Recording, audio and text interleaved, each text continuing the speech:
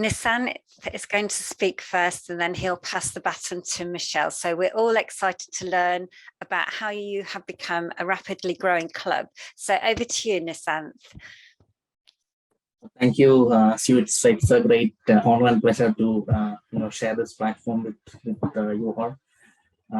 So what I'm going to do is I'll quickly run you through some notes that I was jotting down before I start the session. It's in a presentation form, so that sort of helped me organize my thoughts on what we did this year. And Michelle will be focusing solely on her role as the VPM. Fantastic. Yeah. Okay, so this is some of the highlights of our club this year. So we were the first club to reach 10 out of 10 DCP points, and we did it in sort of 6.5 months. And as of today, we have 27 new members this year. We are getting 2 more members tomorrow, so that will be 29. So I hope we can hit, my target is to hit 40 members this year, new members this year. Hopefully we'll achieve it before we close this term. And yeah, we were the Golden Quarter Award winners for Q1 as well. So I have put some high-level points on what we thought we did this year to achieve this growth. So first thing is we had a very clear vision when we started this term. I'll come on to that in a minute. And the second thing what we did is that we are running the club like we run our own business. The reason is that this being a voluntary organization, it's always easy for people to just see it as a voluntary organization. But then we and our committee members, we try our best to ensure that we give 110% to the club. And I think that has made a difference. The third point is ownership and accountability at working level. What I mean by this is all the vice presidents and the other committee members have full ownership of what they're doing. And that also comes with accountability. So everyone has metrics on what they need to do, and how they do it is up to them. And that ownership and accountability has worked magic for us this year. And yeah, third thing is focusing on 3 pillars: the marketing, sales, and operation. I'm looking at it from a company point of view. That's why instead of PR, membership, and education, I have put marketing, sales, and operations. So when we started this year, this was our vision. So we wanted to become the best club in Area 42 in terms of DCP points. So best is a relative term. So every club is best in their own terms. But then Toastmasters International has given us a metric, that's a DCP point, wherein you can gauge your club with others in the area and the district and division. So we wanted to achieve 10 out of 10 points in 6 months, and this was the vision the committee agreed when we started this term back in July last year. And the sub points are we wanted to do some new things in the club, like induction management, mentorship, and we wanted to achieve 30 members by the end of the term. So yeah, we are on track for achieving it. We have 27 as of now. The second but last one is the homegrown DTM. So that is a specific task by when we wanted to help members to be very thinking of becoming DTM from the day they join. So we educate them on what DTM is and encourage them to take up leadership positions. So at some point they want to do that. Yeah, the Build Godiva brand is something that I'll touch upon in the next slides. So running a club like you run your own business. So as you know, a company high-level structure looks like this. You have a CEO, you have a chief marketing officer, chief sales officer, operations officer, and a chief finance officer. This is no different from a club. When you have the club president, you have the VP of PR, VP of marketing, VP of education, and treasurer. In a company setup, all these chiefs would have their own targets, and they have a free hand of doing what they think is ideal for achieving their goals. So in this case, our goal was to get 10 out of 10 DC points, and each of these vice presidents have done their best in achieving towards that goal. Yeah, so these were some additional roles which we had in the club. So we had an assistant VPPR, VPM, and a couple of managers under our vice president of education, in order to ensure that we give the best experience to our club members. Coming on to ownership and accountability. So ownership, as I said, is something that that we did very consciously in the beginning of the term. So each vice presidents were given this idea that, okay, we have to achieve that. And they were given full ownership of what strategies they want to adopt. And we have committee meetings every other week. So we meet every week at least half an hour and discuss on what's going on, and we keep a track on things. And it all started with the three pillars, which is marketing, sales, and operations. Marketing in this case is our vice president of PR's responsibility. Emil Pomorski is our VP of PR. Emil did a lot of things. We built a new website. We consciously did a lot of search engine optimization so that anyone who searches public speaking, leadership, stage fear, anything in the Midlands area, our club's result will pop up the first. And we started getting a lot of leads, and we reached out to a lot of local newspaper, radio stations, and we sort of did very good PR in the first 2 or 3 months. We started seeing the difference. So we start getting leads, and our KPI for Michelle was that as soon as we get a lead, within 24 hours, we have to call them, not send a mail, not send a text, not send a WhatsApp, call them personally and speak to them and understand why they wanted to, what's their interest in joining Toastmasters.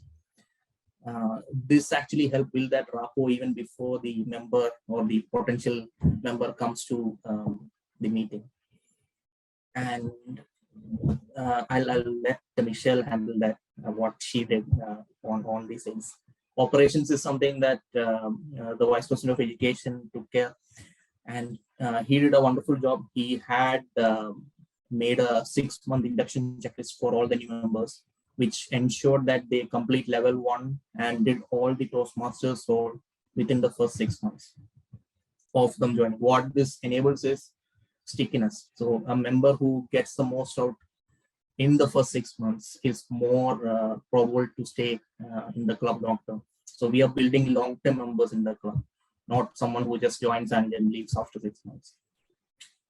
So this is what we did in the first, I think this is the 9th month, and we are doing quite good in the district, I think. And I'll pass it on to Michelle on specifically what she did in terms of the membership building. Thank you.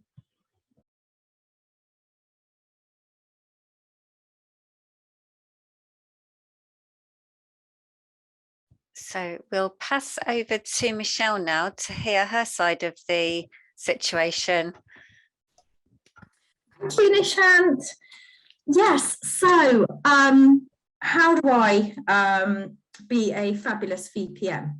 So we get leads from Emil, Nishant, they send them through to me, and we use a platform called MailChimp where you can create your own templates, so they're all ready to go out.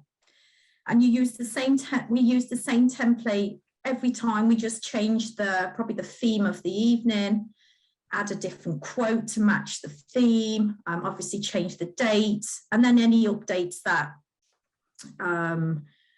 we need to notify the members about. So we'll have like our interest template. This is when the leads come through. So I send out the same day, or at least within 24 hours, the interest email to say thank you for your interest and explain a little bit about what we are. And I also make the phone call, and then we also have a fortnightly email which goes out to remind the members of our meeting and what's going on and what we're going to do, and making it lively and exciting and educational. And then we also have a template which is for the guests that have attended. So that goes out the same night or the next morning to give them, the guests, the payment details and the next steps. So yeah, so like Nishant said, we make a phone call. If they don't pick up the phone call, I send out a text and just introduce myself and would they like to schedule a call. And yeah, I noticed that some guests would say that they haven't received the email. So if they don't get back to you from the emails, then yeah, just make that phone call and be lively and friendly. Hi, we sent out the email, but we didn't hear anything back. And then just go from there if they want to pursue it or not. So we have, yeah, when you do make the phone calls, I've only been with Godiva for a year, so I'm still learning. It's important to have all the details in front of you. I remember once I had a manager call and he wanted to upskill, and he sort of put me through an interview, which was quite scary. I had a bit of a sweat on, but yeah, it was what saved me was having my laptop open with all the pathways and all the other information that I thought that, you know, they would want to know about. And also as well, if you don't know something, just still be confident. And this is what we're all about. And it's what Toastmasters is all about. We're all learning. We don't turn up polished and ready. We come to learn, and it's good to share that as well. So I feel like that's important. It just gives off that authentic energy, which I think works. And what do we do then? So at the meetings, I feel like it's important I get up there myself and show the guests what it's all about. So I do try and get involved as much as I can. I'm still learning, and get up there, be vulnerable, forget your words, give yourself, be happy, and share what it's all about. So the members aren't so scared, the guests aren't so scared. And also look after the members that we've got, because in our club, we have our networking session after the club, and in the breaks, the guests, our members look after the guests, and it's the members that give the feedback. And if the feedback isn't so good, like, oh, wow, you're just, yeah, you can pay for your membership and then you're just left, we don't know what we're doing, etc. It's not a good image. So we look after our members 100%. And I personally don't just stop with the sale. I get involved. I make sure that the VPE has picked up the member. I keep in touch with the new members and make sure that they have got their Easy Speak password, their Pathways password, and as a committee, we keep in contact with each other. We have our WhatsApp committee group where we openly discuss everything, and be brave. And if somebody hasn't done their part, well, ask why. Why hasn't this been done? And again, that's the leadership side, and that I've really enjoyed that, being able to step out of my comfort zone and saying, well, I've done my bit, why hasn't this been done? It doesn't look good, and this is how we improve. So what else could we say? And again, if you don't hear from a guest, I send 2 or 3 weeks go by and you've tried everything and you still haven't heard back from them. I send out a lovely text just saying, hi, how are you? You said you were going to join, but I didn't hear back from you. Did you get your email? But if you've changed your mind, can you offer any feedback? So it's kind of a gentle way of getting in contact with them without looking like desperate. And that's another thing. It's you want the members to come in, the new members, but also we want to show an energy of that. We are a quality club and it's okay to join, and not give off that like desperation energy to our guests that, you know, we are a quality club and it's fine if you don't want to join. Yeah, try and get the member to join on the night, have your payment details with you and try and get them to join in the break or afterwards. If not, send them the payment details if they ask, and chase them up again in the morning if they, it's, again, a polite way of saying, please let me know when you've paid so I can check with our treasurer.